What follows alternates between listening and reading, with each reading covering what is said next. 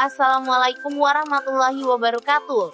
Dalam rangka memenuhi ujian akhir semester mata kuliah inovasi dan perubahan organisasi, saya Dika Purnastiasi, NPM 210668055, Kelas Administrasi dan Kebijakan Publik, mempersembahkan inovasi teknologi kesehatan melalui telemedicine. Indonesia disuguhkan berbagai tantangan kesehatan mulai dari akses layanan kesehatan yang belum merata, hingga rasio fasilitas kesehatan serta tenaga kesehatan yang tidak sebanding dengan jumlah penduduk Indonesia. Ditambah lagi adanya pandemi COVID-19 dan perkembangan teknologi, mendorong Kementerian Kesehatan RI untuk segera melakukan transformasi digital kesehatan sebagai lompatan menuju Indonesia sehat yang semakin maju dan berkeadilan, sesuai dengan arah kebijakan dan strategi RPJMN 2020-2024, yaitu meningkatkan pelayanan kesehatan menuju cakupan kesehatan semesta, terutama penguatan pelayanan kesehatan dasar dengan mendorong peningkatan upaya promotif dan preventif, didukung dengan inovasi dan pemanfaatan teknologi. Hal tersebut juga sesuai dengan prioritas pembangunan kesehatan serta pilar transformasi sistem kesehatan. Transformasi digital menjadi agenda penting untuk mendorong terwujudnya Indonesia sehat melalui pemanfaatan data dan teknologi. Meskipun tidak secepat bidang e-commerce dan perbankan, namun transformasi digital kesehatan dilakukan bertahap dan terukur, sehingga dapat mengadopsi teknologi kesehatan dengan pesat. Salah satunya adalah teknologi telemedicine yang banyak dikembangkan oleh inovator swasta dalam bentuk perusahaan startup digital. Telemedicine tidak terbatas hanya untuk menyediakan pelayanan kesehatan jarak jauh, tetapi juga untuk meningkatkan pelayanan kesehatan yang efisien secara keseluruhan.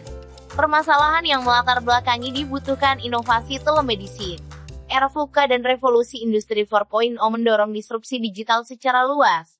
Intensitasnya semakin meningkat ketika dunia dilanda pandemi COVID-19. Dengan pembatasan akses secara besar-besaran, masyarakat dituntut untuk beradaptasi dan merubah perilakunya dalam kehidupan sehari-hari, seperti berbelanja, bekerja, dan sekolah dari rumah, perbankan, bahkan untuk mendapatkan pelayanan kesehatan. Krisis kesehatan pada masa pandemi COVID-19 mengakselerasi pemanfaatan telemedicine di seluruh dunia, termasuk Indonesia dengan peningkatan sebesar 44% di masa pandemi. Penggunaan telemedicine ini berkaitan dengan target pemerintah dalam mencapai cakupan kesehatan semesta, yaitu minimal 95% dari jumlah penduduk atau secara nasional, sebanyak 273 juta jiwa pada tahun 2021. Teknologi telemedicine ini juga dapat menjadi solusi keterbatasan infrastruktur dan sumber daya manusia kesehatan, yang menjadi penyebab terbatasnya akses pelayanan kesehatan bagi masyarakat termasuk yang tinggal di daerah terpencil dan tertinggal. Batasan dan cakupan inovasi meliputi inovasi inkremental dan inovasi berkelanjutan. Dengan pembahasan sebagai berikut. Inovasi tidak hanya berdampak pada ekonomi global dan model bisnis, tetapi juga kualitas hidup manusia. Inovasi telah mengubah cara orang hidup, bekerja, dan berbisnis. Inovasi juga tidak selalu tentang perubahan drastis. Salah satu jenis inovasi yang paling umum dilakukan adalah inovasi inkremental. Biasanya memanfaatkan teknologi dengan meningkatkan nilai produk yang telah ada, baik dari sisi desain, fitur, manfaat, dan lainnya. Dengan perubahan kecil dan penambahan nilai yang terjadi, inovasi dapat meningkatkan efektivitas biaya. Hal ini yang terjadi dalam inovasi telemedicine, yaitu meningkatkan kualitas dari layanan yang sudah ada sebelumnya, menjadi lebih baik. Telemedicine juga menawarkan peluang bagi efektivitas dan efisiensi pada pembiayaan kesehatan. Serupa dengan inovasi inkremental, inovasi berkelanjutan atau sustaining innovation yang disampaikan oleh seorang cendekiawan dan pakar inovasi Clayton Christensen, merupakan upaya mengembangkan dan meningkatkan produk yang sudah ada dengan nilai yang lebih baik, sehingga memungkinkan organisasi untuk bersaing dalam perbaikan dan kelanjutan organisasi. Inovasi yang berkelanjutan tidak menciptakan pasar baru, namun inovasi terjadi secara bertahap. Seringkali sebagai tanggapan terhadap permintaan pelanggan atau pasar atau peningkatan teknologi. Menurut Christensen, organisasi yang baik akan melakukan beberapa inovasi berkelanjutan dan peningkatan bertahap dari tahun ke tahun. Seperti halnya dengan inovasi teknologi kesehatan melalui telemedicine yang telah melalui berbagai dinamika dalam perjalanannya. Adapun transformasi pada inovasi teknologi telemedicine adalah sebagai berikut. Teknologi telemedicine telah digunakan di Indonesia sejak tahun 2012 oleh inovator swasta yang diawali dengan uji coba tele-EKG dan teleradiologi.